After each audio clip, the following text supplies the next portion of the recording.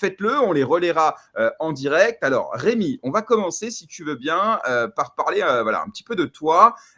Et moi, j'aimerais savoir un peu d'où tu viens. Où est-ce que tu es né, dans quel milieu social, et puis on va voilà, retracer un petit peu le cours de ta vie pour arriver à Ledger. Mais voilà, avant ça, voilà, parle-nous un petit peu de toi. Alors écoute, d'où je viens, je suis né en 1982, donc les gens font les maths. Oui, Je on suis né, va les laisser faire. et je suis né en Corse. J'ai grandi en Corse jusqu'à mes 18 ans. Et ensuite, je suis parti, comme on dit, sur le continent. Quand tu es corse, tu vas sur le continent. Mais ouais, je suis né et j'ai grandi en Corse.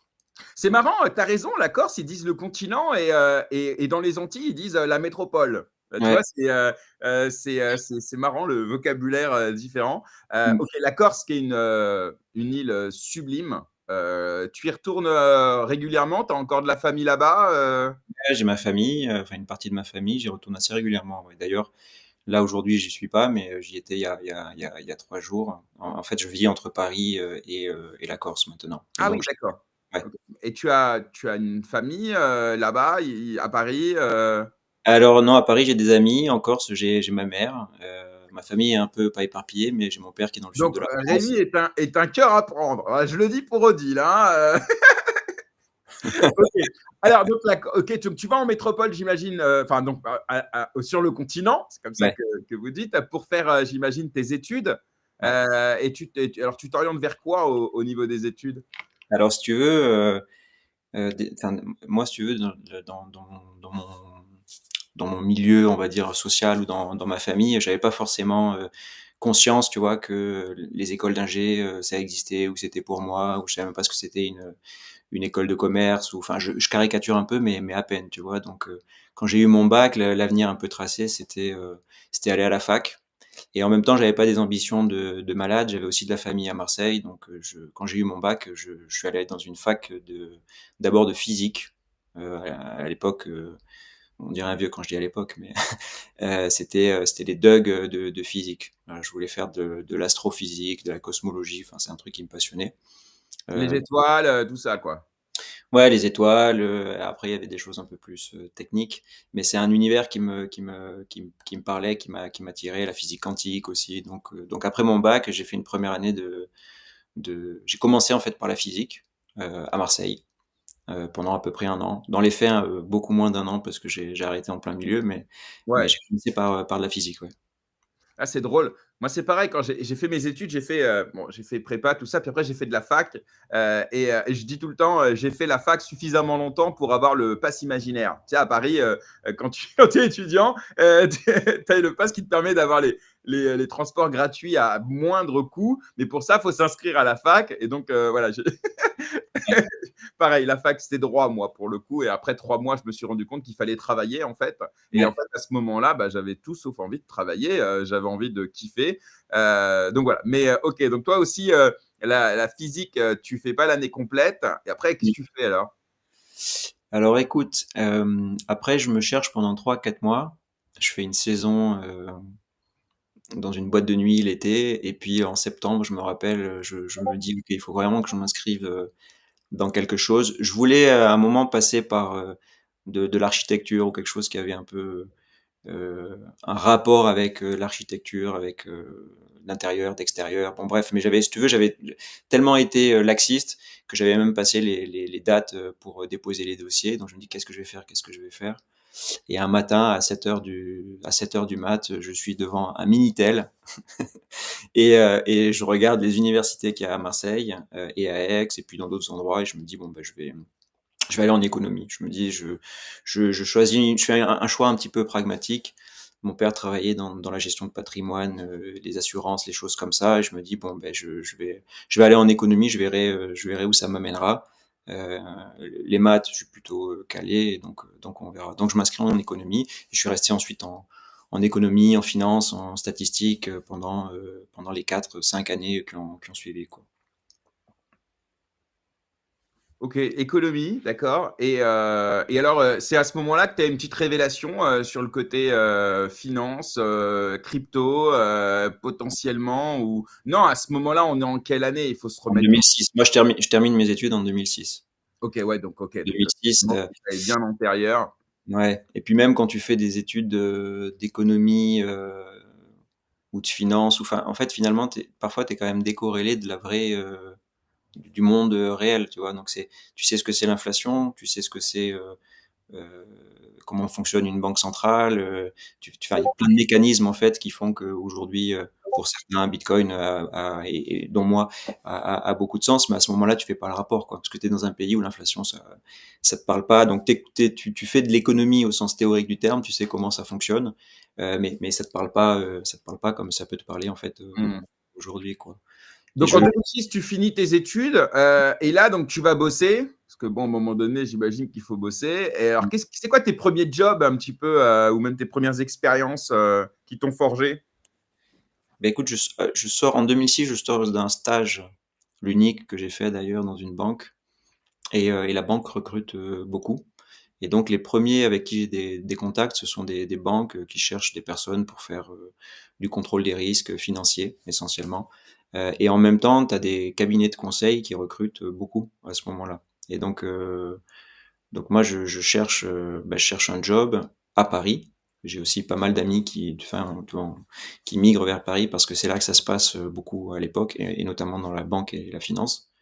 Et je commence en fait ma carrière dans un cabinet de conseil. Un cabinet de conseil en organisation et management, comme on disait. Et mon job, c'est d'aller accompagner des banques privées, des banques de détail, des sociétés de gestion d'actifs sur des projets de transformation de leur organisation ou de leur process, ou des logiciels qu'ils utilisent dans leur métier, dans des directions financières, dans des directions comptables.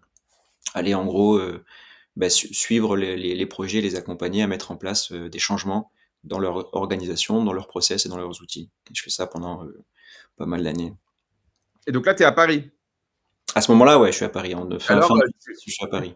tu kiffes la vie parisienne à ce moment-là? Parce qu'on reçoit beaucoup de provinciaux dans l'émission. Je sais pas si. Alors, il paraît que dire provinciaux, c'est pas bien. Moi, je vois pas d'autres mots. Bref, des gens qui viennent pas de Paris.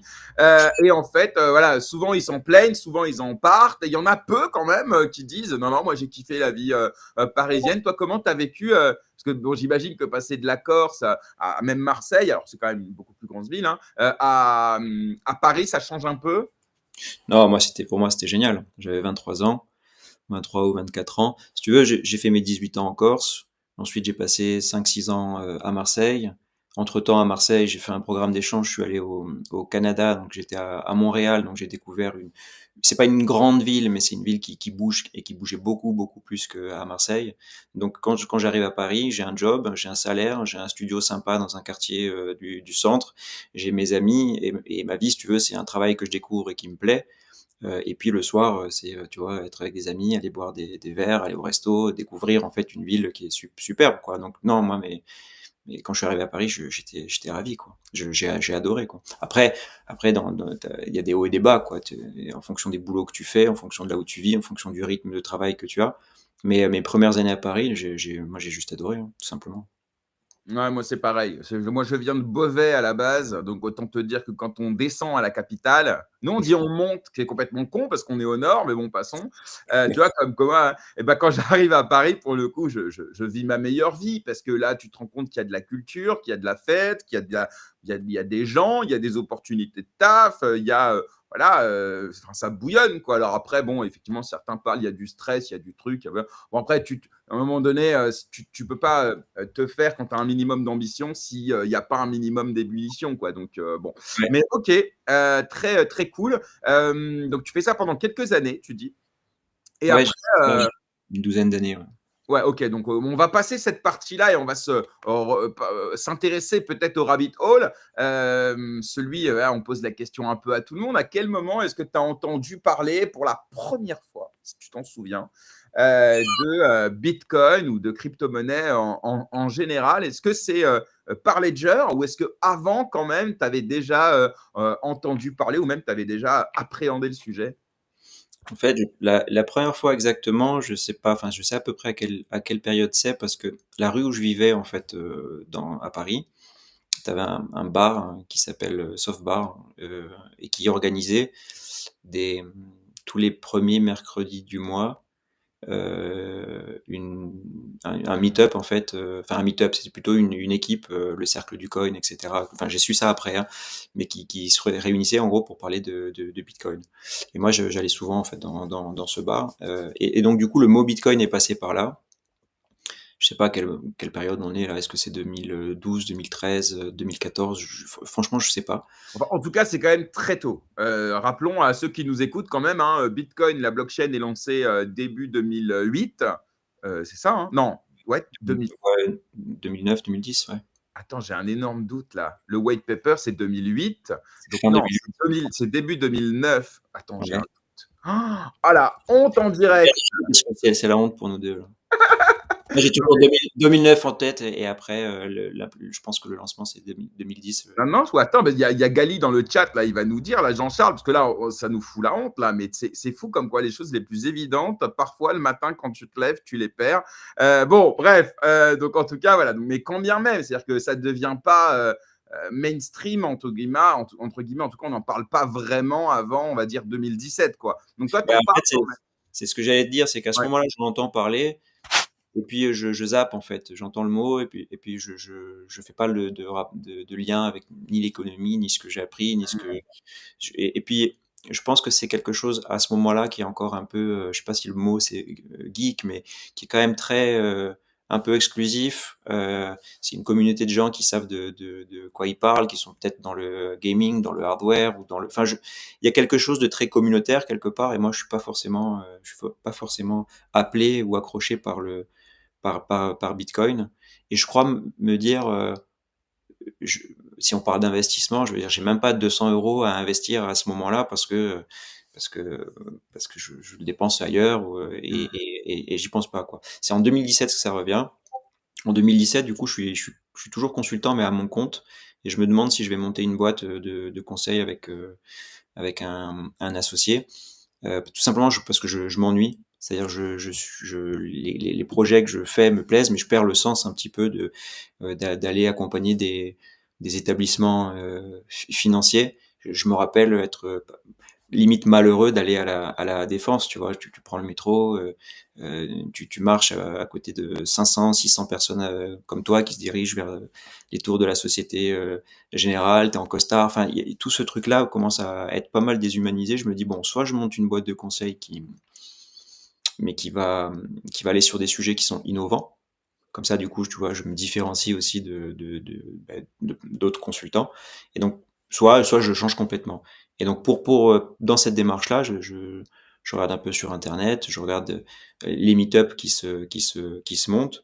Et tu as deux sujets en 2017 dont ça parle pas mal de mémoire. Hein. C'était blockchain d'abord, pas crypto au sens qu'on connaît aujourd'hui, mais blockchain et intelligence artificielle. Dans les faits, dans l'intelligence artificielle, c'est beaucoup de machine learning. Et dans les banques, ça parle de mettre en place des chatbots ou de gommer des personnes du back-office tout simplement parce que tu as de l'intelligence qui va les remplacer. Ça m'intéresse pas trop. Et dans certains couloirs de certains métiers de la banque, notamment les custodians, qui sont les banquiers des banquiers, qui étaient aussi des clients à moi, ben, ça parle de custody, ça parle de registre, ça parle de blockchain et donc de registre décentralisé. Et c'est la première fois que je me dis, OK, j'ai entendu deux, trois banques qui parlent de blockchain, je vois deux, trois cabinets qui font un peu d'idéation là-dessus, donc je vais aller explorer. Et c'est en allant à des meet-up qui parlaient de blockchain et puis de projets, je me suis dit, ça c'est super intéressant. Euh, J'apprends. C'est quoi qui t'intéresse? C'est la partie tech? C'est la partie philosophique, un petit peu remise en question du système financier traditionnel? Est-ce que Ouais. c'est les gens? Parce que c'est vrai que pour ceux qui n'ont pas fait de meet-up blockchain ou crypto, déjà, je vous invite à le faire au moins une fois parce que pour le coup, vraiment, en général, vraiment, ça se passe merveilleusement bien. Moi, j'en ai fait des dizaines. Certains des grosses conférences, d'autres des meet-up beaucoup plus confidentiels avec 10 personnes. Et en fait, à chaque fois, c'est très cool parce que tu as l'impression de rejoindre un groupe un peu secret, puisque tu te doutes bien, à part ce groupe-là, dans l'endroit en question, personne ne comprend de quoi vous parlez. Hein. Donc, Mm. voilà. Et c'est assez sympa parce que en général, les gens sont hyper accueillants. pas tant prosélyte que ça, mais plutôt en mode, voilà, qu'est-ce que tu fais là? Comment tu as découvert? En gros, ce que je fais avec Rémi, quoi, voilà, comment tu as découvert le truc? Qu'est-ce qui fait qu'aujourd'hui, tu penses que c'est une alternative intéressante à ce qui se passe aujourd'hui? Sur quoi tu investis? Et après, derrière, tu pars dans des discussions autour d'une bière en général, ou même de plusieurs. Mais voilà, donc en tout cas, si vous avez l'occasion autour de vous de voir des meet-up crypto, blockchain, etc., même un petit truc dans un café avec 10 bonhommes, allez-y et vous verrez que vous rencontrerez des gens en général très ouverts, parce qu'il faut être ouvert quand même pour s'intéresser à la crypto, alors surtout à l'époque. Hein. Mais voilà, ouais, donc qu'est-ce qui t'a plu le plus dans ces meet-ups, toi? Bah, en fait, c'est le croisement de. Déjà, enfin, c'est beaucoup de gens qui en parlaient, ils croyaient, tu vois, ils croyaient dans une révolution, et ils te parlaient de ça comme une révolution et pas et de la technologie comme quelque chose qui serait un énableur de cette révolution. Je me dis, mais ok, enfin, je creuse, quoi. Et donc, du coup, tous les aspects décentralisation par la technologie, au début, je voyais ça comme une base de données décentralisée, et puis tu te dis, bon, bah, c'est une base de données. Je caricature volontairement pour simplifier. Et après, quand tu comprends que c'est des maths et de la cryptographie qui fait que ce système-là, il peut fonctionner de façon décentralisée, et comment il fonctionne avec des mineurs, en fait, avec des réseaux distribués, et ce que ça combat. En fait, si tu veux, mon chemin, c'est, j'entends des gens parler de blockchain, je dis, qu'est-ce que c'est? Je creuse, l'aspect des technologies et décentralisation me plaît, m'intéresse, pour l'aspect technique et pour l'aspect presque philosophique, pas philosophique, mais social.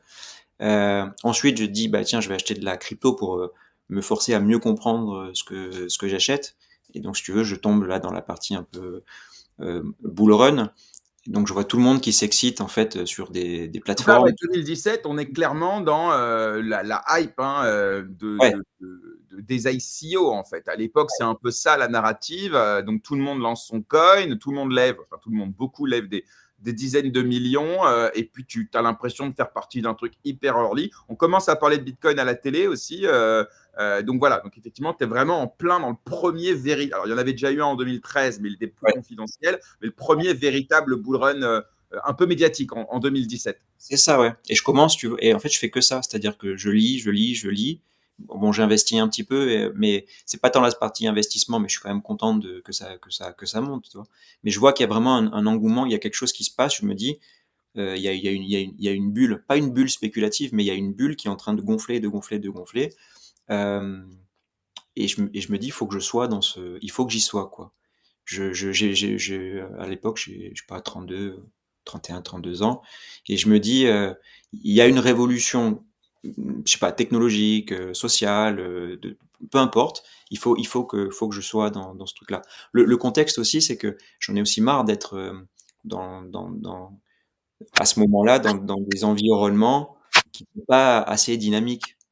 Je pense que je suis dans une période où je flippe un peu de rester enfermé dans mon côté costume, cravate, même si je mettais plus de cravate déjà, mais banque, français, pas entrepreneurial.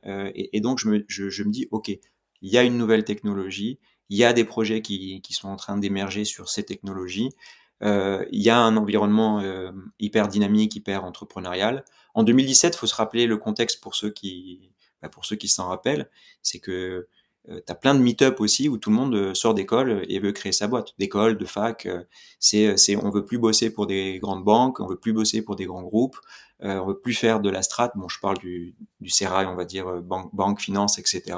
Il y a énormément de gens veulent créer sa boîte. C'est aussi l'époque des reconversions. Enfin, Ouais. il y a Mais tu et as, donc le statut auto-entrepreneur qui déjà, à partir de 2008, hein, va commencer à faciliter un petit peu les ouais, choses. Et puis après, tu as raison. On voit d'ailleurs, je me rappelle de reportages à la télé où on dit à la défense, les gens portent plus de chaussures, ils portent des baskets, ouais, le costume est en perte de vitesse.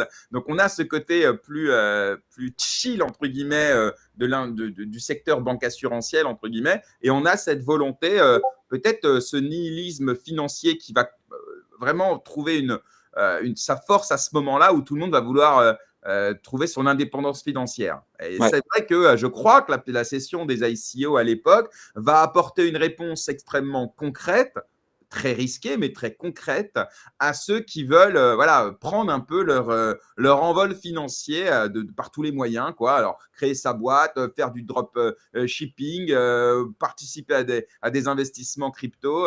Enfin, tu as raison, à ce moment-là, on est vraiment dans ce contexte-là, Ouais, quoi. il y a The Family à l'époque aussi, tu vois, où tout le monde peut aller écouter des entrepreneurs parler de leurs échecs, de leurs réussites. Donc tout ce truc-là, je dis, OK, il faut que je sois dans ce train, on va dire blockchain, crypto, et je fais pas tout pour y être, mais le fait de se bouger quelque part, d'aller à un meet-up, de parler à une personne, de dire, bon, tiens, je vais en parler sur LinkedIn. En fait, je vais utiliser un mot technique, mais tu as un algorithme naturel qui se met en place autour de toi, mais pas que sur ton ordinateur et sur les réseaux sociaux que tu utilises. C'est juste, tu rencontres des personnes qui t'amènent à réfléchir Ouais. sur quelque chose, et donc du coup, tu vas creuser le sujet, puis tu vas Tu aller à un as autre. même un effet, t'as un effet de réseau, même on peut dire, parce qu'effectivement, quand tu rencontres une personne qui est dedans, elle va t'en faire rencontrer une autre, et après, tu as un biais qui fait que tu as l'impression qu'autour de toi, il ne se passe que ça. Ouais, Surtout par le prisme des réseaux sociaux, si tu parles de LinkedIn ou des meet-up, etc. Et donc, à la fin, effectivement, ouais, ouais, à la fin, tu es dans une espèce ouais, de bulle, mais qui foisonne pas mal.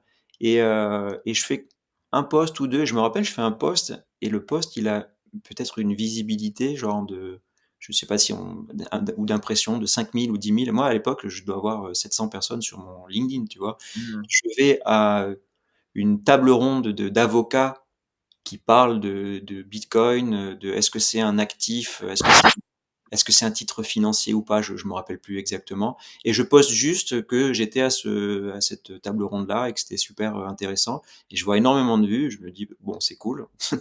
Tu sais, l'effet, ah, j'ai des likes. Bon, bref, peu importe. Et ça, je pense que ça me met, si tu veux, dans, dans un algo, ou enfin, peu importe. Et en attendant, je continue à faire mes projets. Il y avait dans une banque, enfin, pour une banque, un courtier en ligne. Et qu'est-ce que je vois à l'époque? Je me dis, OK, il faut que il faut que je prenne le train en marche, et je regarde quels sont les trains qui passent. Et en France, en 2017, je fais ma petite recherche, j'identifie, tu vois, 7, 8 boîtes. La première dans le top de ma liste, c'est Ledger. Je sais pas ce que je vais faire, hein. Moi, je suis consultant, je travaille pour des banques. Mon expertise, c'est gérer des projets complexes, plus ou moins complexes, et puis j'ai quelques expertises sur certains métiers de la finance. Mais là, je dis, OK, je vais y aller, on verra ce qui se passe. Donc, tu as Ledger qui est en haut de la liste. Après, je pense que tu as un cabinet qui s'appelle Stratum, je sais pas si ça existe encore, mais qui accompagne des boîtes. Et puis après, tu as peut-être, je sais pas, deux, trois boîtes, je les ai plus en tête. Et puis tu as un cabinet de conseil ou deux qui fait de l'idéation, tu vois. Et je me dis, bon, OK, bon, mon champ, il est pas énorme, tu vois. Si je ouais. veux, il est dans ces Mais 8 là. d'ailleurs, c'est très intéressant ça fait un pas en arrière quand même de 7 ans, 8 bientôt. Ouais, Et effectivement, moi, j'ai reçu dans l'émission Alexandre Stachenko, j'ai reçu, Claire, Balva, j'ai reçu aussi, Émilien Dutemps, que tout le monde connaît comme Darkemy. Ceux-là étaient là à l'époque et ils nous racontent effectivement qu'à l'époque, il y a, Blockchain France, Blockchain, France Blockchain, Blockchain Partner ensuite, ouais, bon, je me souviens plus exactement, mais en gros, il y a effectivement quelques cabinets, il y a il y a des meet-up, il y a quelques boîtes aussi, il y a Coinhouse, je crois, qui existe déjà, mais à l'époque sous le c'est nom la de la maison maison du Bitcoin. Bitcoin. Ouais. Et puis tu as Ledger. Donc, voilà. Donc ça, c'est vraiment les prémices de la crypto à la française. Donc faut bien se rendre compte à l'époque que voilà, le cadre réglementaire est nul quasiment. Les avocats eux-mêmes savent pas exactement dans quelle case placer ces activités-là. Il y a assez peu de boîtes. Mais voilà, quand même, le bull run de 2017 va quand même amener un certain nombre d'entrepreneurs attirés par le goût de l'argent assez facile hein, de lancer des boîtes. La plupart sont plus là aujourd'hui, évidemment. Mais voilà, c'était un peu la première petite bulle Internet de la crypto. C'était vraiment en 2017. Donc, alors Ledger au top de ta liste. Donc là, tu postules, j'imagine. Non, même Comment pas. ça se passe? Même pas, ok. Parce que comme j'ai une mission, j'ai une mission chez un client, j'ai pas non plus trop le temps. Je me rappelle juste me lever et dire, OK, je me donne 6 mois pour bosser dans une boîte, qui fait de la crypto ou de la blockchain, enfin peu importe, mais tu vois, de près ou de loin, j'y passe qu'une fois que j'y suis, après j'y reste et puis je bouge. Et je pense que le post que j'ai fait sur LinkedIn m'a amené en fait face à, il y avait un manager chez Ledger qui cherchait un project ou un programme manager parce que Ledger entrait dans une phase de scaling et donc du coup bah, il fallait qu'elle se structure en projet, en process, en soft, bon bref. Et donc il me contacte directement sur LinkedIn. Donc tu vois, et je me dis bon, il se passe un truc, tu vois, c'est fou. Mais je suis un client et donc je lui dis enfin ça fait chier quoi, tu vois. Je dis, Parce qu'en plus, à ce moment-là, j'imagine, dis-moi si je me trompe, que tu n'as pas le droit. Parce qu'en fait, tu peux pas, sachant que tes clients à côté, voilà, ils peuvent pas te démarcher, entre guillemets. Il y a une clause, il y a non? une chose et puis je suis pas en fait attends, moi je suis à mon compte, je suis chez un client et le client et en plus c'est un enfin comment dire un pote et puis enfin un pote. Et je dis je vais pas planter mon client pour aller chez Ledger, tu vois. Donc comment je gère ça? Et je dis naturellement je peux pas là, je suis sur une mission. En fait, il me drop si tu veux, il m'envoie l'annonce en ligne et il me dit ça pourrait t'intéresser, tu vois, en anglais, etc. Et, euh, et je dis, bah, super cool, mais je peux pas là. Et il me dit, c'est pas grave, tu vois, recontacte-moi dans 2 ou 3 mois. Donc, et après, quand tu viens pas du monde des startups, etc., qui sont en phase de scaling et qui recrutent, tu vois, tu te dis une opportunité manquée là, c'est fini. Mais s'il y a de la croissance, ça va continuer de recruter. Bon, bref, tu vois, et je le garde et je continue de lire, de documenter, machin. Peut-être 3 semaines avant que ma mission se termine, je le recontacte et là, il me répond plus. Et je me dis, putain, j'ai loupé le coche. Mais c'était vraiment la boîte dans laquelle je me disais, si je redémarre un truc, je change de carrière, c'est là que je veux être. Et là, j'essaye de repasser par toutes les portes. C'est-à-dire, je contacte des gens qui sont dans la boîte et je tombe sur la RH. À l'époque, c'est Jeanne. Et je lui dis, ouais, Jeanne, j'ai été en contact avec Abbas, qui était mon manager, enfin, qui a été mon manager juste après. Et je lui dis, voilà, je sais que vous avez cette offre dans le pipe, ça m'intéresse, on parle, tu vois. Et donc, du coup, bah, je raccroche le wagon, je vais chez Ledger, et j'en parle vraiment avec, je me rappelle, j'étais ravi, quoi. Tu arrives dans le couloir, tu vois une grande porte avec marqué Ledger, c'est leur citation en latin, enfin, qui est pas d'eux, mais il y a Jean-Charles qui nous écoute, je crois, mais qui pourrait très bien nous dire in vires numéris ou quelque chose comme ça. Bon, bref, et donc du coup, je fais mon entretien, et après, je suis le process, et le process est marrant aussi, et, enfin, est particulier, et puis je les rejoins. Je les rejoins février de 2018. Pourquoi c'est particulier? Tu as une anecdote ou il y a un truc un peu atypique Bah, si tu veux, moi, j'arrive avec. du process de recrutement dans la finance traditionnelle, peut-être ou... Ouais. Bon, moi, à ce moment-là, je suis en casual, c'est-à-dire que je suis dans la banque, on va dire, mais je suis à mon compte et je suis plus en cravate et tout, mais j'ai un blazer, une chemise, ou enfin, tu vois, je suis habillé, on va dire, casual, corporate, quoi.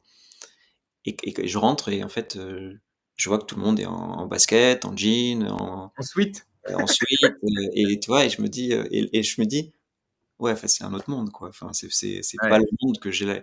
J'ai dit: «C'est super», il y a 80% de la boîte à ce moment-là, c'est des développeurs, enfin, c'est pas du tout un monde que j'ai l'habitude, moi, de côtoyer. Et quand je postule, enfin, quand j'arrive pour gérer différents projets à la fois, dont un projet qui est un projet qui raccroche quand même à la banque finance, parce que Ledger, ils font bah, des portefeuilles matériels pour les particuliers, mais ils ont aussi une offre qui est dédiée aux entreprises, aux sociétés de gestion, pour sécuriser leurs cryptos, aux hedge funds, etc. Et donc moi, je viens aussi pour accompagner cette partie-là. Donc cette partie-là, j'ai les codes. Tu vois, j'ai Vincent avec qui je fais un entretien, il a une veste, et donc là, je raccroche. Et tout le reste, je raccroche, mais pas du tout. C'est complètement nouveau pour moi. Et après particulier parce que je fais mes 2, 3, 4 entretiens avec différentes personnes et je suis pas à l'aise quoi. Je viens pas de la crypto. Je gère des projets, mais je les ai toujours fait pour des banques et pas pour des startups. Enfin, je sais pas en gros si ça va le faire. Par contre, je sais que je suis motivé. Et je dois faire un dernier entretien avec à l'époque le DG. Euh, C'était ouais, Pascal Gauthier. Et, hum, et du coup, on se fait un call à distance. Il est dans un endroit où il a presque plus de batterie, il y a du vent, donc il se met sur mute. Je sais pas si s'il m'entend, s'il m'entend pas. Enfin, le call est bizarre. Et moi, je me disais, ok, c'est bon, je veux venir, tu vois. Il me dit, bon ben, euh, on se refait un call dans 3 semaines parce que moi, je devais partir à l'étranger. Et voilà. Et donc, je vais à l'étranger. Je suis en Amérique du Sud et je reviens avec 6 heures de décalage. J'atterris à 11 heures et à 13 heures, je suis chez Ledger. Et je fais mon entretien complètement déphasé, mais ça se passe super bien. Et puis après, je raccroche. Il fallait être déphasé pour être en phase avec eux à ce moment-là, alors peut-être. Déphasé. Ouais, et puis il y avait d'autres enjeux. En fait, je dis particulier parce que c'est que moi, j'étais indépendant et je voulais rester indépendant. Et eux, ils me disaient, mais c'est mieux si tu rentres en CDI. Tu vois, des BSPCE, les choses Oui, comme non, ça. mais c'est intéressant parce qu'effectivement, bon, encore une fois, c'est un choix. Moi, j'ai été salarié très peu de temps. Ensuite, j'ai été essentiellement entrepreneur. Et puis, depuis 3 ans maintenant, je suis à mon compte. Et c'est vrai que redevenir salarié, ça veut dire une hiérarchie, ça veut dire des horaires, ça veut dire des comptes à rendre. Il y a aussi des bons côtés, hein. Tu as une stabilité, tu as un salaire tous les mois, tu as une mutuelle, bref, c'est pas que.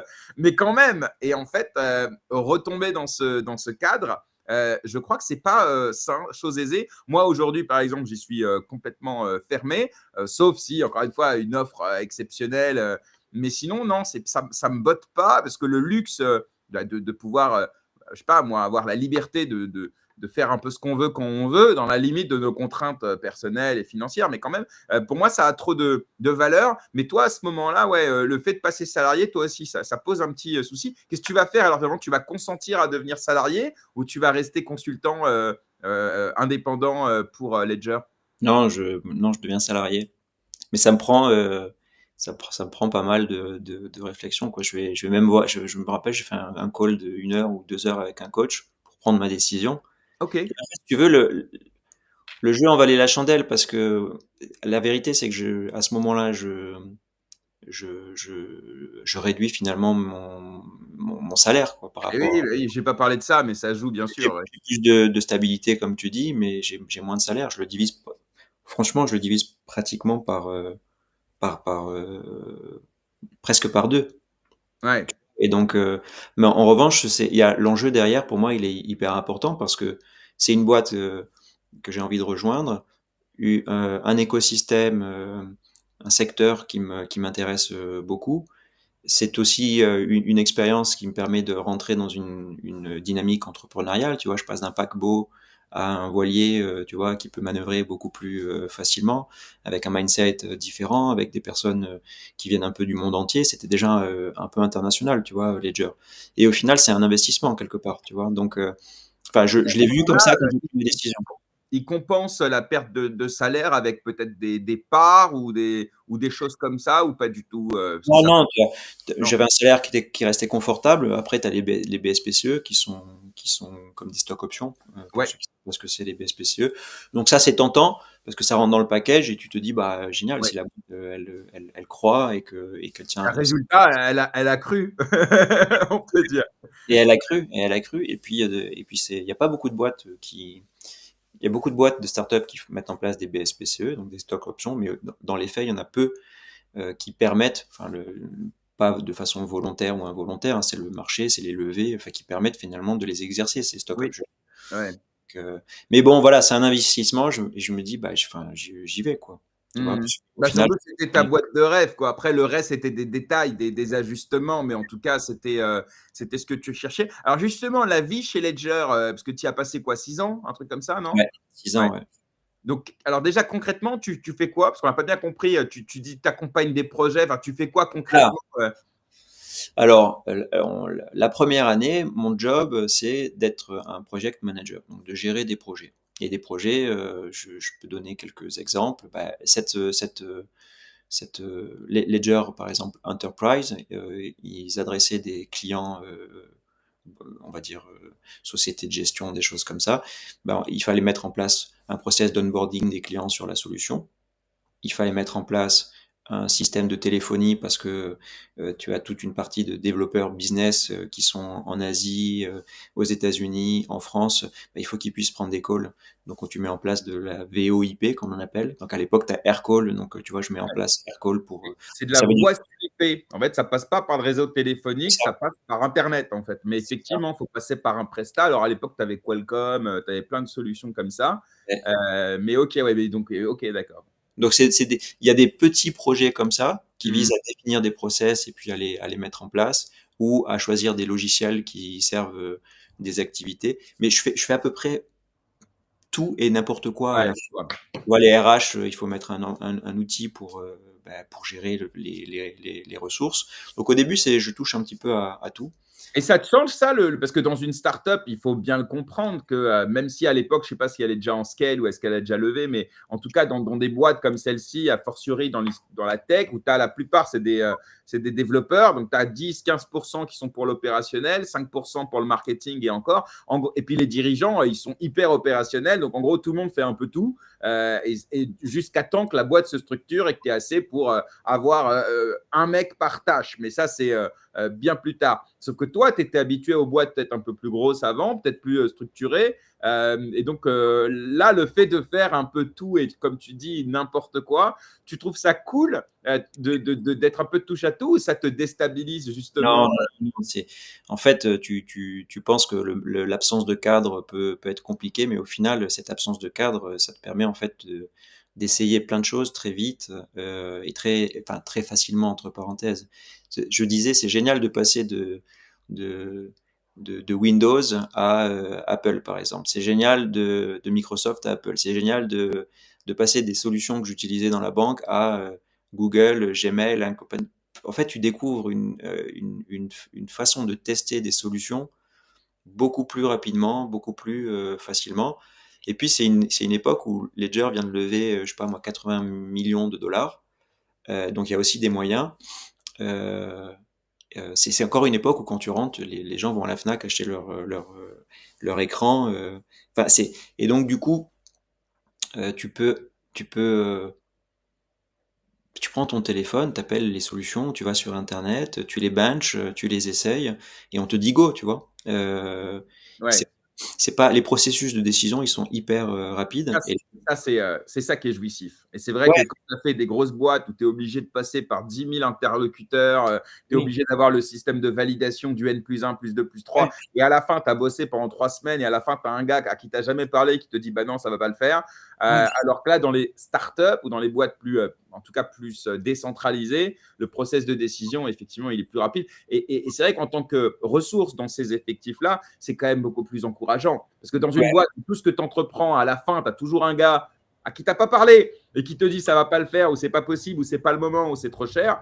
À un moment donné, tu prends plus d'initiative. Et c'est ça qui crée une inertie dans les grosses boîtes souvent. Euh, Complètement.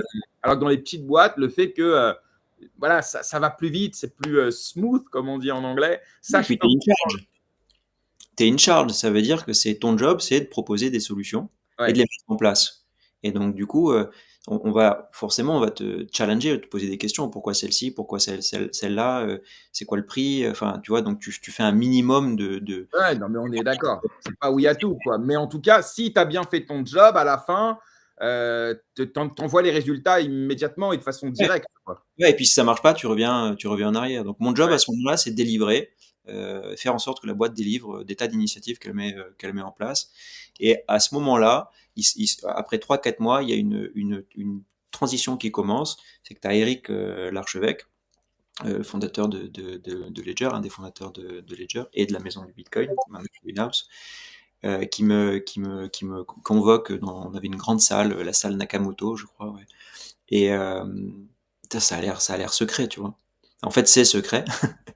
Et il me dit, bon voilà, on est en train de travailler sur un nouveau produit qu'on veut lancer dans 9 mois.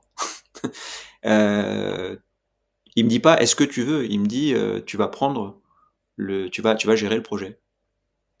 Ok, donc jusqu'à présent, pour qu'on comprenne bien, parce que ma prochaine question, c'est à quel moment tu t'occupes des produits, parce que pour l'instant, tu t'occupes plutôt des process, et donc ça se passe là, en fait, à ce Ouais, moment-là, tu ouais, passes de chef de projet au niveau plutôt process, ouais, tu vas gérer donc tu vas nous le dire, mais un produit, ouais, vraisemblablement. ouais, ouais, ouais, c'est ça. Je pense que c'est 2-3 mois après, en avril ou en mai. C'est ça, en gros, il me montre les plans du produit du Ledger Nano X, qui était une évolution par rapport au produit phare qui était le Ledger Nano S. Il m'explique en gros que on, on a loué un booth au CES à Las Vegas début janvier et qu'on l'annoncera à ce moment-là. Donc on est en avril et on parle de janvier, tu vois. Euh, et il dit maintenant, faut coordonner le projet. Et moi, je dis oui, tu vois. Mais je flippe. Je me dis, mais attends, j'ai jamais fait ça. Autant j'ai structuré des projets très complexes pour des banques qui duraient, tu vois, des mois et des mois, voire parfois des années, avec des budgets énormes, avec, je sais pas moi, 300, 400 interlocuteurs, tu vois, que tu dois coordonner. Alors, c'est pas en direct, mais par contre, j'ai jamais lancé un produit. Et c'est super challenging. Et en même temps, ça va me faire découvrir la boîte. En fait, je fais un 360 de la boîte. Parce que la boîte, à ce moment-là, c'est une boîte qui fait du hardware. Ça veut dire que les fonctions sont là pour appuyer le développement d'un produit hardware, du marketing à la finance, en passant par les ingénieurs qui développent du hardware et du software embarqué.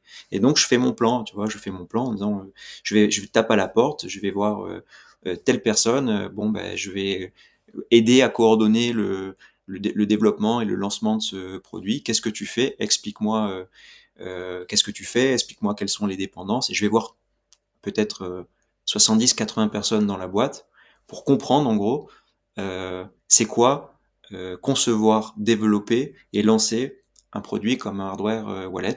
Je fais un plan, je rétropédale par rapport à la date officielle de lancement, et là c'est mon expertise, c'est bon bah je vois il faut faire cette étape là, puis cette étape là, puis cette étape là. Et donc à partir de ce moment-là, je passe 70%, 80% de mon temps sur le lancement du produit, sur le développement du produit. Et c'est super intéressant Mais parce que, concrètement, parce que bon, tu sais, nous, on aime bien avoir du concret. Tu fais quoi? Tu coordonnes la partie quoi? Médiatique, la partie marketing, tu coordonnes la partie tech. Enfin, concrètement, tu fais quoi? Pour qu'on comprenne un peu. alors, j'ai envie de dire, je coordonne tout. Euh, c'est- euh, Par exemple, ben, je vais voir l'équipe hardware. L'équipe hardware, ils disent, ben, pour faire un produit, il faut des moules. Tu vois, pour injecter du plastique, on commande les écrans ici, on les assemble. Donc, en gros, eux, ils te disent, ben, nous, pour sortir un produit fini, il va nous falloir 4 mois et ça va se découper en telle étape. Je mets ça dans un plan. Et chaque étape, l'étape 2 ne peut pas commencer si l'étape 1 n'est pas arrivée. Donc ça, c'est la partie, je dirais, hardware. Donc des produits électroniques, du plastique, des composants qui sont assemblés. Il y a des fournisseurs en Asie. Il y Non, a mais pardon, je te repose la question. Concrètement, toi, tu fais quoi? Tu appelles les fournisseurs chinois pour négocier? Ok. Non, c'est Non. ça. Toi, tu Alors, es vraiment je vais prendre une le analogie. Moi, acteur. Ouais. je suis l'espèce de maître de chantier. C'est-à-dire, je fais Ok, rien. Je n'ai pas les mains dans le cambouis. d'accord. Si on devait dire que le hardware wallet, c'est une maison, tu dois avoir quelqu'un qui va couler une dalle, un autre qui va faire l'électricité, un autre qui va faire la peinture, un autre qui va faire la plomberie, un autre qui va faire le toit, les vitres, etc. Et à la fin, tu as le client final, il dit, ben moi, à ma maison, je veux rentrer clé en main dans 9 mois.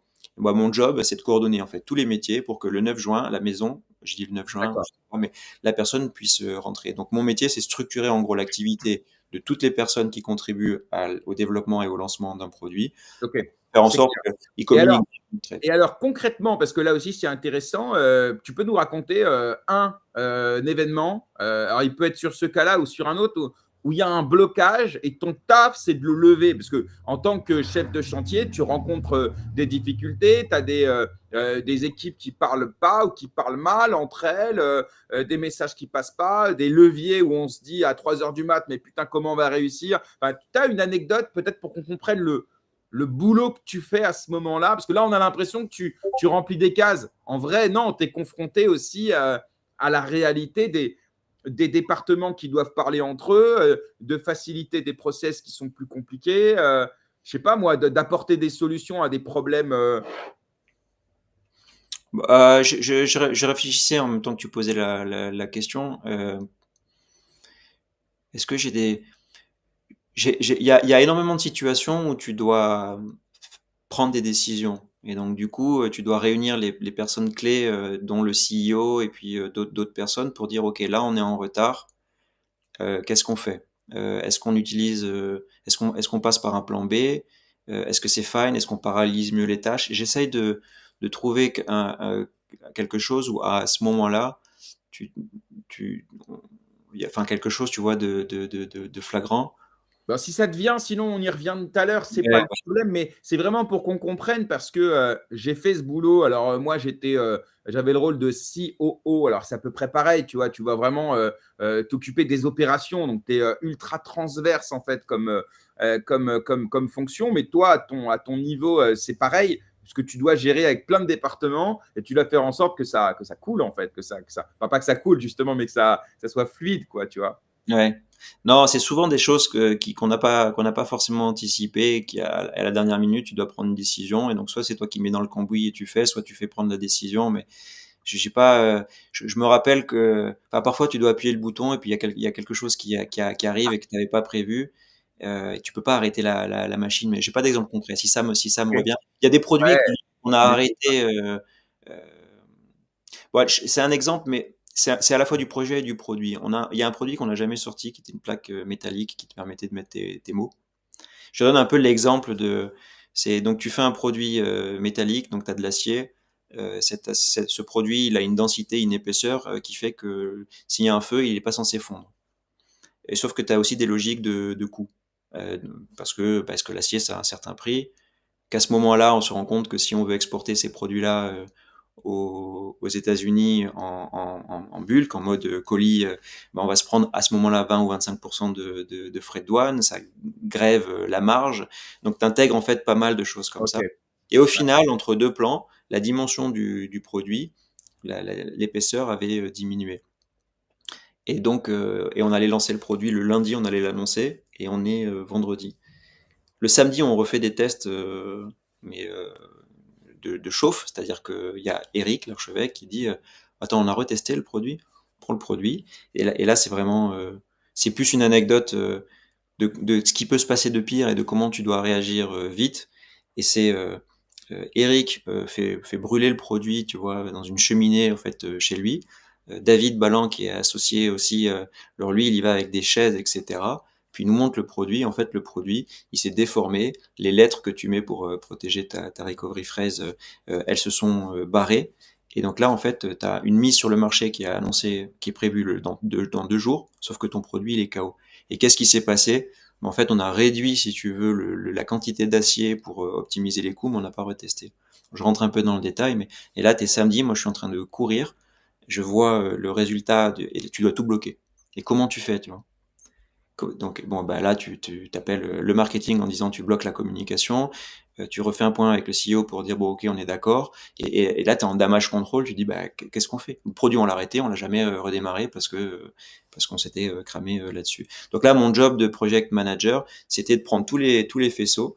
Ok, on a testé le produit, si le marketing il doit lancer, euh, le packaging il est prêt, on a déjà fait une première communication, est-ce qu'on peut l'enlever? C'est en gros, c'est faire un petit peu la war room, et t'es samedi après-midi, et pendant 1 heure, tu discutes, tu prends la décision et tu coupes en fait le lancement du produit.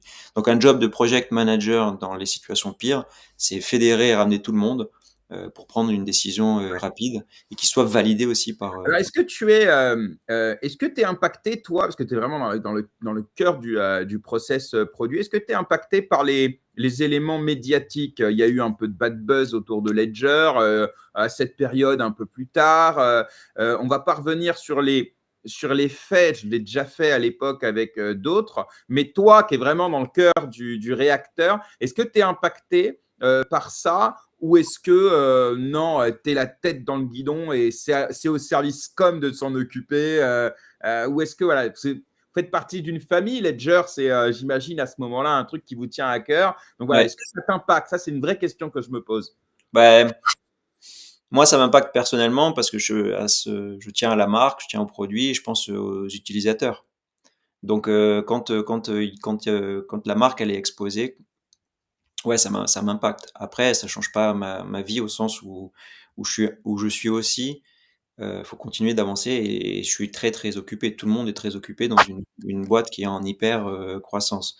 Donc ceux qui sont vraiment là, en fait, à devoir, gérer, des sujets de clash ou des choses comme ça, c'est les équipes com et marketing, parce qu'elles doivent réagir, très, très vite, elles doivent trouver les bons mots, et le customer, support aussi. Parce qu'eux, ils se prennent en gros, tous les flux des clients, qui sont pas contents ou qui se posent, des questions. Donc eux, ils souffrent, je dirais, mentalement et physiquement aussi, parce que leur job, c'est d'éponger et de gérer cette situation de crise. Moi, ouais, oui, j'étais impacté. J'étais impacté parce que j'aimais le produit, j'aimais la marque et j'aime les utilisateurs. Mmh. OK. Je vois, bon, alors pour le coup, après 6 ans, de lo bons et loyaux services, l'aventure Ledger s'arrête. Tu veux nous raconter, la fin, le pourquoi, le comment, Ben, voilà.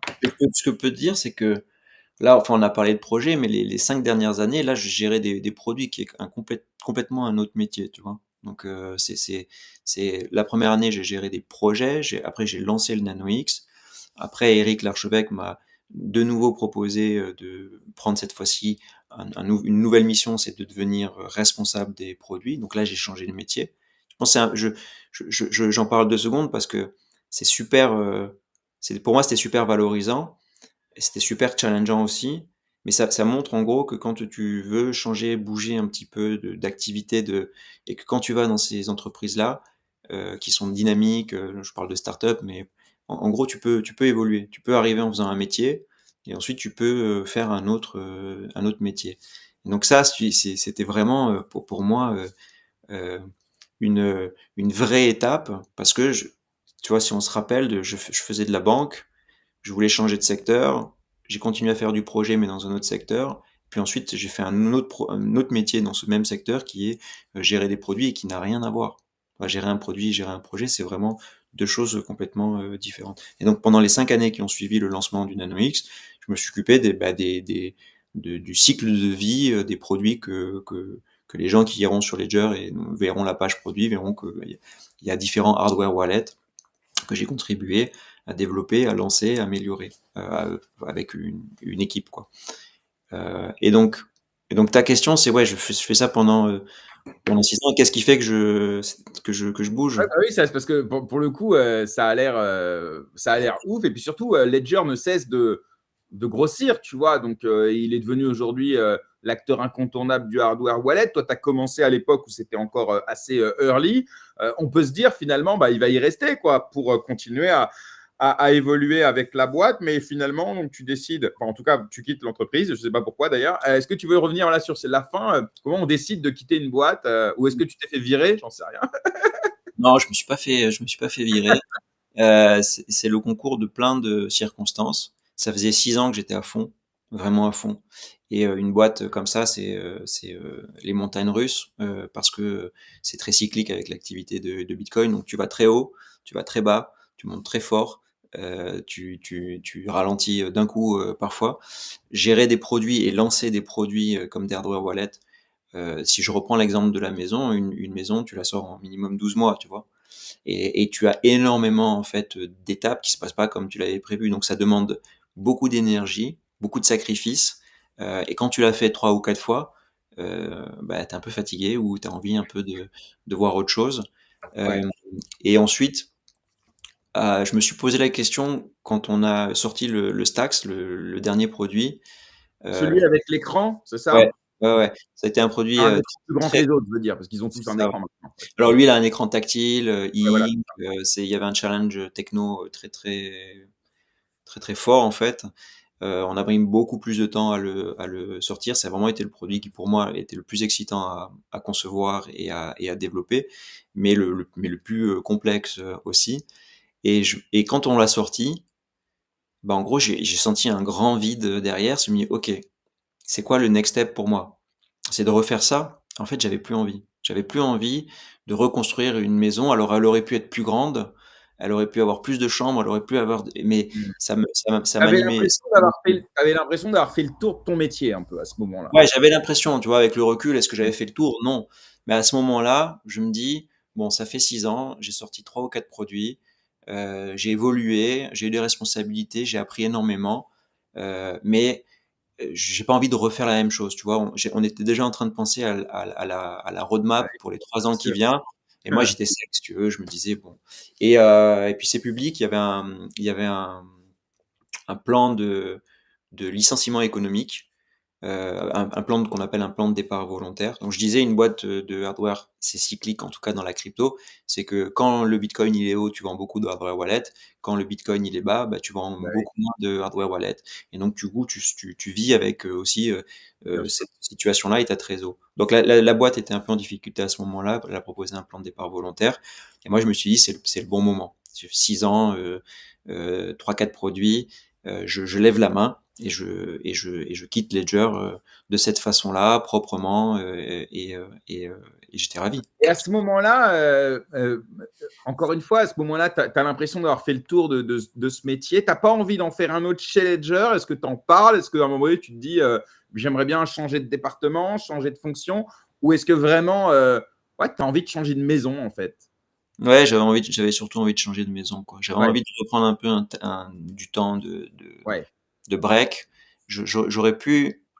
J'aurais pu aller quelque part d'autre peut-être, mais je suis même pas sûr. J'ai pas trop réfléchi, quoi. Alors, il faut bien comprendre, pour que celles et ceux qui nous écoutent, hein, effectivement, c'est 6 ans, j'imagine, d'un rythme intense. On connaît un peu l'écosystème startup. Il n'y a pas vraiment de week-end, il n'y a pas vraiment de jours fériés, il n'y a pas vraiment d'horaire, surtout à ton niveau de responsabilité, évidemment. Il y a parfois des moments de tension. Il y a aussi de l'humain qui peut jouer.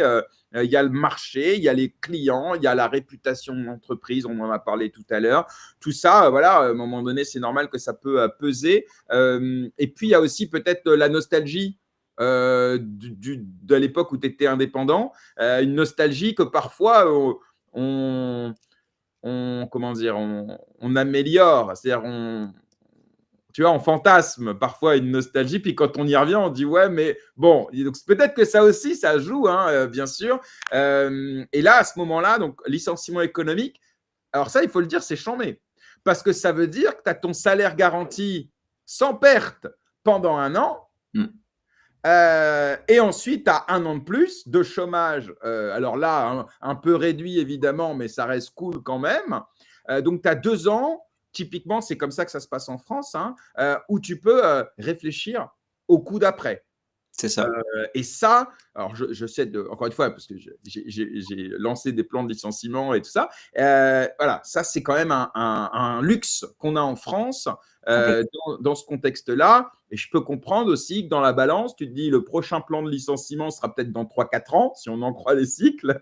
J'ai pas envie de repartir pour 3, 4 ans. Là, j'ai la possibilité de prendre pour moi 1 an, 2 ans pour réfléchir à ce que j'ai envie de faire. Donc voilà, non, mais pour qu'on ait peut-être le contexte, hein, dis-moi si je me trompe, mais au Bah, c'est final, rassurant. ouais, Tu pars pas une main devant, une main derrière. C'est un petit exit. Puis c'est vrai que honnêtement, en France, ce système, il est bien fait. On appelle ça un CSP et c'est un contrat de sécurisation professionnelle, professionnel. quelque chose comme Ouais. ça. Et donc oui, alors dans mon cas, c'est un an de salaire plein et puis ensuite tu as 6 mois de salaire réduit. Et puis avec ton ancienneté, tu as aussi qu'on appelle ça une indemnité en fait de licenciement. Donc le package au sens Ouais. financier, il est intéressant. Mmh. Puis la liberté que ça te donne d'explorer d'autres choses pendant ce temps-là, pour un retour à l'emploi, c'est quelque chose qui n'existe pas ailleurs, quoi. Je pense Et pas, hein. tu nous as dit 1982, c'est-à-dire qu'aujourd'hui, tu as 42, 43. Dis-moi si je me trompe, parce que je suis C'est ça. très mauvais en calcul mental.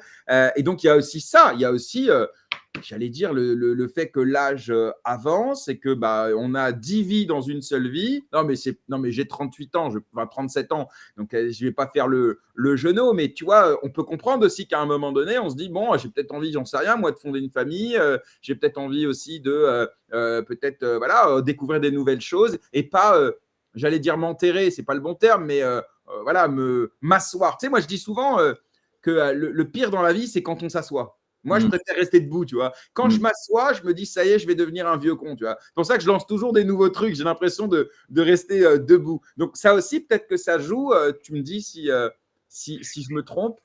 Je sais pas si c'est le fait d'avoir, tu vois, la quarantaine quand ça arrive ou peut-être.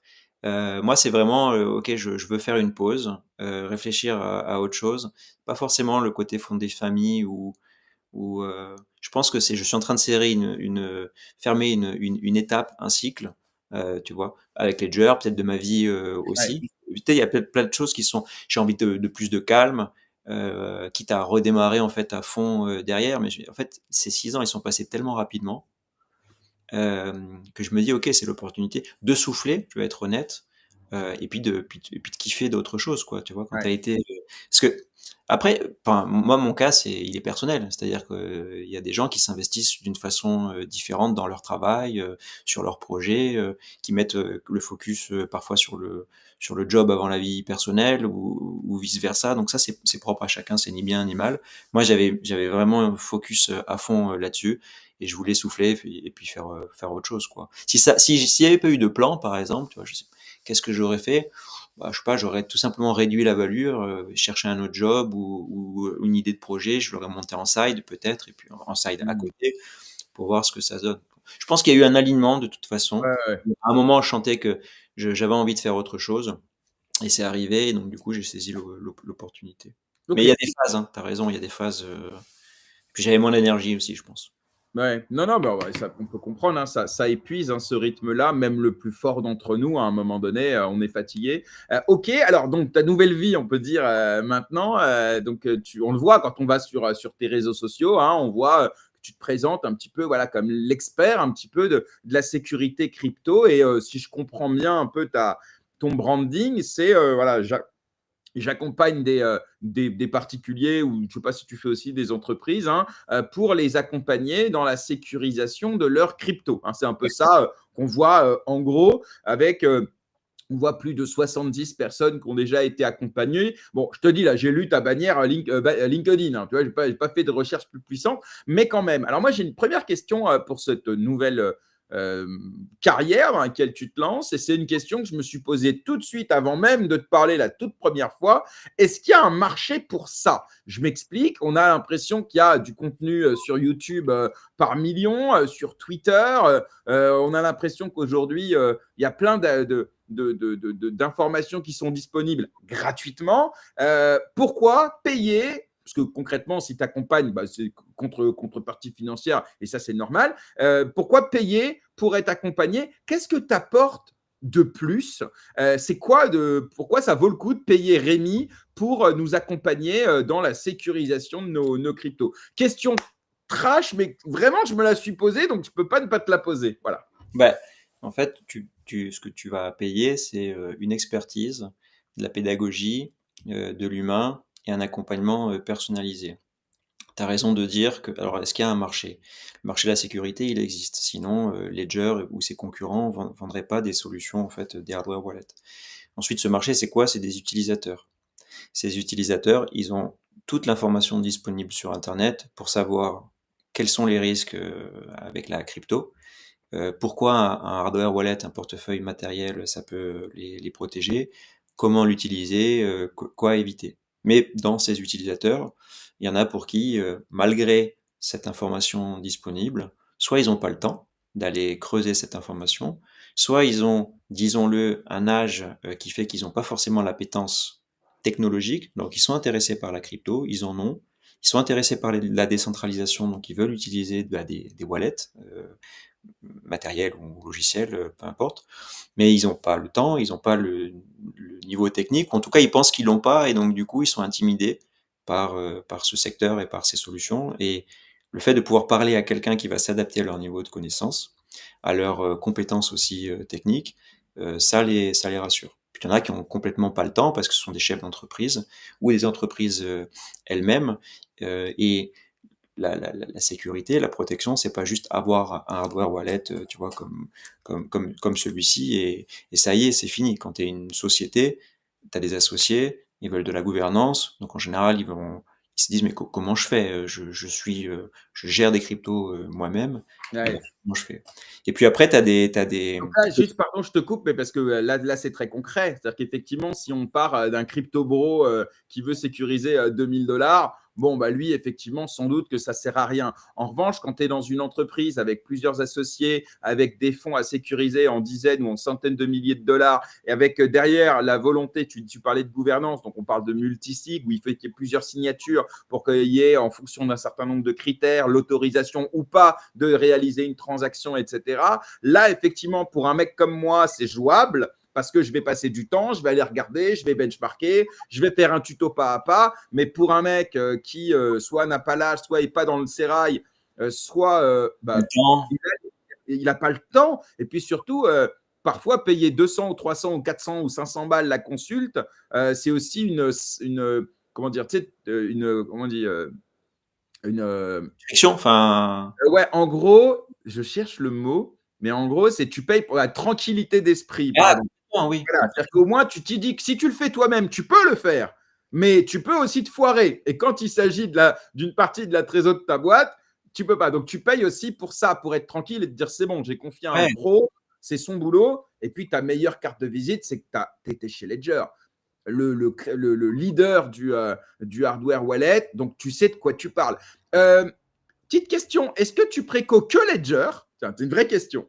Sachant que c'est ta carte de visite et ton expérience principale dans le secteur, ou est-ce que parfois il t'arrive de recommander leurs concurrents? C'est une vraie question, ça, que je me non, pose. alors en recours, en général, je fais beaucoup Ledger et parce que parce que je connais en gros, je connais tous les produits aujourd'hui, on les a tous décortiqués, donc je ne veux pas rentrer dans le technique, mais il y a des architectures qui sont faites pour faire de la sécurité et d'autres qui sont moins faites pour faire de la sécurité.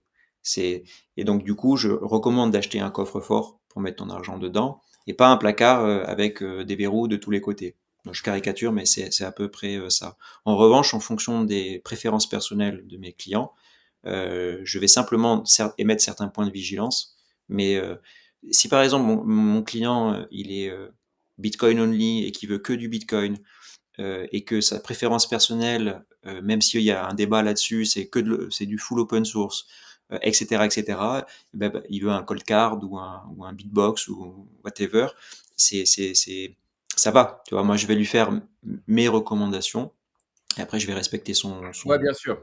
Tu Après il y a t'engages des sur les produits. moyens et après, c'est lui qui choisit dans tous les cas. Et toi, quel que soit son choix, tu l'accompagnes quand même, même si c'est pas Ledger, parce que tu connais Oui, toutes les. parce qu'après, oui, parce que à produit un peu moins sûr, il y a toujours des choses que tu peux faire Hmm. pour améliorer ton niveau de sécurité. Il y a des produits en revanche où je vais pas dire je refuse de travailler, mais il y a des produits que je recommande pas. Ça c'est sûr et certain. Genre quoi, par exemple? Ben, genre des produits où il y a pas d'écran. OK. Alors ça revient au problème qu'on a vu, de clear signing et tout ça. C'est-à-dire que si tu vois pas ce que tu signes, ça Ouais, laisse la porte ouverte à, un malware qui fait que, et ben, en fait, on change derrière, l'objet de la transaction. ouais, Je simplifie, je vulgarise, hein, mais ouais, effectivement, ouais, je vois. C'est pour ça que d'ailleurs, c'est devenu un peu un standard l'écran. Et si c'est pas directement sur le wallet, c'est via une application liée au wallet. Je crois que c'est Tangem qui fait ça, parce qu'il n'y a pas d'écran sur une bague, hein, forcément. ouais. Mais voilà, mais en tout cas, tu préfères, toi, un écran, d'ailleurs, qui soit sur le wallet, ou si Ah c'est ouais, au. sur le wallet. C'est pour ça que Ouais, le produit que tu viens de citer, je le recommande pas. ouais, Je me bats, je me bats pas, mais en fait, la simplicité dans les hardware wallets, hein, la simplicité, c'est l'ennemi de la sécurité. Il y a forcément un trade-off qui est fait quelque part. Plus c'est simple, hmm. moins le niveau de sécurité est élevé, ou en tout cas, tu as plus de vulnérabilité. Bon, c'est peut-être pas le débat aujourd'hui, mais Non, mais si, c'est intéressant parce qu'il y a deux éléments. Il y a la simplicité et il y a aussi l'esthétisme, je crois. J'en avais parlé à l'époque avec Charles, le CTO de Ledger, et on parlait de ça. C'est-à-dire que je lui disais à quel moment la tech s'oppose au produit, s'oppose. Voilà. ouais, Non, mais c'est un sujet que, d'ailleurs, je vous invite à aller retrouver notre interview. Elle était sans filtre et passionnante sur la chaîne. Et il m'avait dit, bah, le produit a envie de faire un truc qui est beau, qui est attractif et tout ça. Mais nous, la tech, derrière, on a des prérequis pour que la sécurité soit optimale. Et à un moment donné, il arrive parfois que l'un doive céder et c'est jamais la sécurité. En tout cas, c'est ce qu'il nous avait dit en tant que CTO de Ledger, hein, évidemment, c'est normal. Moi, parfois, je discute avec des clients ou des prospects quand on parle de simplicité. Effectivement, utiliser un hardware wallet, il y a de la friction. Tu dois le brancher avec un câble USB, tu dois lire une transaction sur un écran, tu dois appuyer sur des boutons. Alors maintenant, il y a des produits tactiles comme que Ledger a sorti, mais d'autres concurrents aussi. Et donc, on va vers une facilitation de l'expérience. Mais il y a une différence entre faciliter l'expérience et la simplifier de telle sorte que tu introduis, en fait, que tu enlèves des fonctionnalités de sécurité. Un Mm. écran sur hardware wallet, donc hardware wallet, là j'en ai un, il y a un écran dessus, on le voit pas. Là j'ai un flex, il y en a un autre. Cet écran-là, il est fait pour vérifier la transaction que tu vas signer et vérifier que la transaction que tu as initiée sur ton appareil mobile ou sur ton ordinateur, elle n'est pas malwarée, elle n'est pas malveillante et elle n'est pas trafiquée. C'est euh, c'est un Donc, contrôle. t'as un double contrôle. Tu as le contrôle sur la partie matérielle, mais je crois que même l'écran LCD, alors j'y connais que dalle, hein, mais même lui, il doit vérifier que la transaction est. Enfin, ce Ouais, qu'il affiche est bien le miroir de la transaction. exactement. Bah, cas Ouais. concret. Cas concret. Mon hardware wallet, c'est une clé.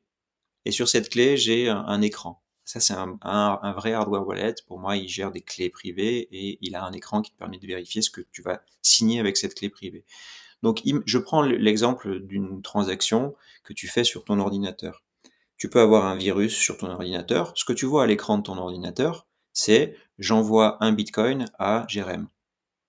Et là, tu te dis, bon, ben oui, j'ai envie d'envoyer un Vas-y, bitcoin hein, t'empêche pas. Hein, sur testnet, si tu veux. Et en dessous, le virus, il est en train de trafiquer les caractéristiques de cette transaction. Et en fait, il est en train d'envoyer 10 bitcoins à l'adresse d'un attaquant. Bon. Si tu ne fais confiance qu'à l'écran de ton ordinateur, tu signes quelque chose que tu vois. Par contre, Ouais, en background, c'est bien pas sûr. du tout ça que tu es en train de signer. Et C'est ce donc, qui s'est passé chez Bybit notamment, je crois. Il y a eu un, ils ont modifié le front. Alors par un procédé que je vous invite à vous renseigner, on n'a pas le temps, mais en gros, ils ont modifié le front, c'est-à-dire ce qu'on voit. Et enfin, ils ont modifié le back parce que ça a changé l'objet de la transaction. Par contre, le front, lui, il est resté ce qu'on avait envie, quoi. Donc, exactement. Donc tu peux biaiser en fait l'utilisateur en lui montrant quelque chose qui n'est pas la réalité. Et donc, le hardware wallet, un de ses Un de ses rôles, ça va être de dire, moi, tu me donnes la transaction avant de la signer, je te l'interprète, je te la montre, et du coup, tu peux vérifier. Et si, en gros, la transaction, elle est trafiquée, tu vas le voir sur ton hardware wallet. Et ouais, donc, donc tu là, vas par voir exemple, c'est ça. Donc là, l'écran est au service de la sécurité. Il n'est pas seulement là pour faire joli ou pour faciliter l'expérience utilisateur. Il est aussi partie prenante de la sécurité. C'est essentiel, ça. C'est vrai que c'est pas forcément évident de parce que intuitivement, on ne décorrèle pas ce qu'on voit et ce qui se passe derrière. C'est vrai, si tu n'as pas un minimum de connaissances un peu techniques, non, tu as l'impression que ton écran, c'est il y a tout dessus. Non, en fait, il y a l'écran et puis il y a ce qui se passe derrière. Et les deux parfois ne peuvent pas être, enfin peuvent ne pas être liés. C'est le cas exactement. d'ailleurs. Ouais. Et c'est pour ça que sur les produits qui n'ont pas d'écran, je reconnais qu'ils sont très simples à utiliser, hein. Il y a du NFC, tu tapes ta carte sur ton téléphone mobile, boum, ta transaction elle est signée. Mais tu peux pas la vérifier en fait. Tu peux pas. Alors on dira oui, mais le mobile, il y a un antivirus et ceci, cela, mais c'est la fonction même. Si les mobiles et les téléphones, pardon, et les ordinateurs et les PC, s'ils étaient fiables, on n'aurait pas besoin de hardware wallet. Et ces environnements-là ne sont pas fiables. Tu as des vulnérabilités de partout. Tu as des vulnérabilités sur ton explorateur, sur les applications qui sont installées sur ton explorateur, sur les applications qui sont installées sur ton PC ou ton mobile directement, et sur les systèmes d'exploitation de ces produits aussi. Il y a des mises à jour systématiques qui corrigent des vulnérabilités. Ces vulnérabilités, elles sont exploitées par des attaquants qui sont très malins pour t'installer un malware qui va, ben, en gros, te faire signer des transactions que tu devrais pas signer ou voler des secrets que tu stockes sur ton PC ou sur ton téléphone. C'est pas de la science-fiction. La probabilité que ça t'arrive toi en tant qu'utilisateur, elle est faible, mais l'impact, et elle est faible, et encore que, et l'impact, En revanche, il est énorme. C'est pas un mot de passe que tu es en train de te faire voler. C'est de l'argent et potentiellement beaucoup d'argent. Et donc moi, souvent, ce que je dis, c'est OK, tu as une solution simple à utiliser, c'est magique, tu te sens en sécurité. Je te raconte pourquoi potentiellement tu peux ne pas être en sécurité. Et imagine maintenant que cette solution, elle te permet de stocker non pas 5 000 ou 6 000 euros, mais 90% de tes actifs ou des millions. Est-ce que tu dors tranquille à l'idée de reposer sur une solution qui peut-être ne va pas enfin, dont la proba que tu sois attaqué elle est très faible ou qu'il y a un malware général soit faible, mais l'impact est aussi important. Et en général, quand tu poses cette question, les gens ils disent non, je préfère plus de friction, donc un peu moins de simplicité et plus de sécurité. Mmh. C'est pas un gadget. Ce qui est important aussi, je pense, d'avoir, des discussions avec un mec comme toi, c'est l'information et la formation. C'est-à-dire que derrière, tu as évidemment le choix, le paramétrage, la partie exécution, mais il y a aussi le fait de comprendre et la plupart des gens qui se lancent dans la crypto, ils comprennent pas vraiment, en fait, ce qui se passe derrière. Ils voient surtout l'asset spéculatif et cetera. Mais là, ce que tu nous expliques est important sur les risques de cyberattaque, sur comment fonctionne, même la blockchain. J'imagine que quand tu donnes quand tu fais, une consultation, hein, que tu fais, tu te contentes pas juste de dire ok, voilà le wallet qu'il faut prendre et voilà. Imagine que les personnes ils en profitent pour te poser 10 000 questions sur tout ça. Donc ton rôle il est finalement assez protéiforme et assez rassurant. Alors, ça fait combien de temps que tu as lancé ton activité dans la consulting en sécurité crypto, un peu pour résumer? Juin, juillet de l'année dernière, donc ça fait Allez, 7-8 un peu mois. moins d'un an. Ouais. Bah, juin, ouais, tu as raison, c'est dans 2 mois, mais même pas, on est bientôt en Ouais, mai, hein. ouais, bah, pratiquement un an, ouais, tu as Eh ouais, raison. ouais, ça passe vite, hein, ça passe vite, hein. OK, alors en un an, alors c'est quoi le bilan de cette nouvelle vie, entre guillemets? Est-ce que le côté freelance, parce que tu es freelance, entre guillemets, hein, enfin, c'est ça, tu vois, Ouais. est-ce que ça te plaît? Est-ce que tu kiffes? Est-ce que ça t'avait manqué? Est-ce que Ledger, ça te manque un peu? Parce qu'on est obligé aussi de s'interroger là-dessus. Et puis, c'est quoi tes projets? Parce qu'il nous reste 6 minutes, donc on se dirige un petit peu vers la fin de cette interview, mais on a le temps, hein, tranquillou. C'est quoi tes projets justement pour l'avenir? Est-ce que tu vas, j'en sais rien moi, étendre ton consulting à d'autres activités, puisque la formation. Parce que je réfléchis encore une fois, je te parle business, hein, tu vois. Je réfléchis, ton client, tu l'as accompagné sur sa sécurité, mais c'est un one shot. Tu vas pas le faire tous les 6 mois. Alors que typiquement, il peut avoir d'autres besoins auxquels peut-être tu pourrais répondre. Et dans ce cas-là, est-ce que tu n'as pas envie, voilà, pour avoir des prestations récurrentes avec ce même client, envie de proposer un autre type de prestations, sachant que tu es dans le métier depuis suffisamment d'années parce que tu sais, moi je dis toujours dans la crypto, il suffit d'un an pour être expert. Alors, je simplifie, hein, mais par rapport à un newbie, si tu as passé un an et que tu as un peu travaillé le truc, tu peux déjà te prétendre comme étant un expert. Alors, imagine un gars qui est là depuis 7 ans, je pense que c'est bon. Voilà, donc je te pose toutes ces questions, puis je te laisse me répondre. Voilà. Alors, tu as posé plusieurs questions. Ouais, c'est vrai. Non, mais être indépendant, non, moi je suis ravi d'être indépendant. Il y a une différence. J'ai déjà été indépendant avant Ledger. C'est que là, je suis indépendant sur un service qui est quand même 80%, allez, 70% B2C, donc des clients particuliers. Et puis une autre partie qui est plutôt des clients, sont des clients entreprises. Aujourd'hui, il faut que j'aille les chercher les clients. Quand j'étais consultant indépendant pour des banques, il y a des projets qui pleuvent tout le temps, ils ont besoin de ressources. En gros, tu parles à ces clients-là et puis derrière, tu engages une prestation. Là, moi aujourd'hui, je suis en ligne et donc du coup, c'est un travail qui demande énormément de travail, de visibilité pour ensuite attirer des clients potentiels. Alors il y a du bouche à oreille et ensuite convertir ces clients en mission, en intervention. Donc en fait, c'est quand même très compliqué. Bah, tu vois, moi je suis pas un influenceur, alors j'ai mon expérience, j'ai mon expertise, mais c'est quand même très très compliqué. Et l'autre chose aussi, c'est que quand tu es indépendant et que tu gères des projets, tu as une émulation avec tout un tas de métiers qui contribuent en fait à ce projet ou à ce produit. Là aujourd'hui, moi je suis tout seul. Je suis tout seul pour monter mon site, faire évoluer ce produit, essayer des choses, discuter avec des gens qui ont une expertise qui vont me donner des conseils, comme tu l'as déjà fait par exemple, que ce soit sur du branding, que ce soit sur... Et donc, cette émulation-là, c'est toi avec toi-même. Et Elle te donc, manque un peu? ouais, faut vraiment être motivé, hein. C'est-à-dire que c'est un combat avec soi-même, de rigueur, de poster, de continuer toujours. Là, ce que je vois se dessiner depuis quelque temps, c'est c'est peut-être accompagner davantage les entreprises sur de la formation, mais sur du setup. Tu parlais de multi-signature. Il y a de plus en plus de boîtes qui ont des trésoreries investies en crypto et qui sont en conservation personnelle et qui se posent des questions. Donc ça, c'est quelque chose que Ouais. je vais continuer dans cette exploration de business, on pourrait le dire. Euh, est-ce que Ledger, est-ce que ça te manque? est-ce que Est-ce que Ledger tu me manque? Parfois, ouais, l'excitation. Est-ce que c'est Ledger qui me manque?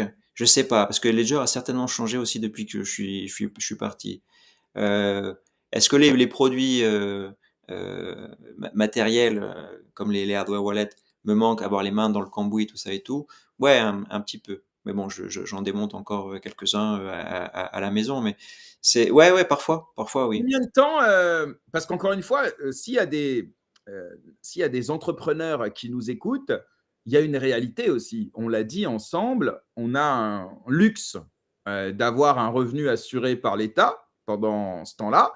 Et donc, c'est le temps qui nous reste pour voilà, se constituer une base client, un revenu récurrent qui fait qu'on va pouvoir rester indépendant ou alors il va falloir retourner salarié quelque part. Et j'en parle avec autant de transparence que je suis concerné moi-même. J'ai eu 2 ans de revenus assurés et là, depuis maintenant 6-8 mois, bah non, il n'y a plus rien. Donc, si je ne fais pas de taf sur mon activité de consulting, de formation, etc., bah, je n'ai rien à bouffer. À part les économies, mais bon, ça, c'est un autre sujet. Donc, pareil, et toi aussi, j'imagine qu'il doit y avoir ce. Mon frère, par exemple, il est aux Antilles, il monte sa boîte de consulting dans la restauration et tout ça. Et il a pareil, il a 2 ans de chômage. Et là, il sait qu'en septembre, il n'y a plus de chômage. Il a eu 2 ans pour se constituer, ses clients, son revenu. Et là, il a un petit stress. Il me dit, j'espère que ça va le faire. Après, je suis en roue libre, j'ai plus de matelas. Bref, c'est une situation que n'importe qui a connue ou connaît. Est-ce que toi aussi, tu es dans cette situation? Et auquel cas, il te reste combien de temps pour que ton activité elle soit suffisamment rentable et rassurante pour ça? Non, mais c'est une vraie question C'est une vraie d'entrepreneuriat. question. Non, mais c'est vrai. Il me reste quelques mois, pas énormément, mais ça m'inquiète pas Ok, parce que enfin, je sais, je peux revenir à des activités que j'ai déjà faites, tu vois. Je m'inquiète pas pour mon employabilité, mais je veux plus travailler aujourd'hui, en tout cas pas tout de suite pour une entreprise. Je peux rester indépendant et gérer des projets, tu vois, pour des banques, des fintechs ou aussi crypto. C'est pas quelque chose que j'ai recommencé à activer, mais étrangement, je suis pas inquiet, quoi. Voilà. ok. Donc, Mais non, mais c'est important parce que mais parfois, il y a une vraie réalité, celle que tu dis, c'est qu'à un ah oui, moment, oui, non, mais je te parle de trucs qui sont vécus et c'est normal. Ici, on parle de la vraie vie, hein, donc c'est pour ça que je me permets ces questions. Mais le fait de ne pas avoir cette angoisse, il y en a qui font des crises d'angoisse pour ça, hein, vraiment. Hein. Donc le fait de ne pas être angoissé, ça te permet peut-être aussi de faire les bons choix, pas faire n'importe quoi, parce que parfois, quand tu as peur de savoir est-ce que tu vas pouvoir payer ton crédit ou ton loyer, bah, parfois tu peux faire un peu tout et n'importe quoi. Donc c'est important d'avoir cette sérénité.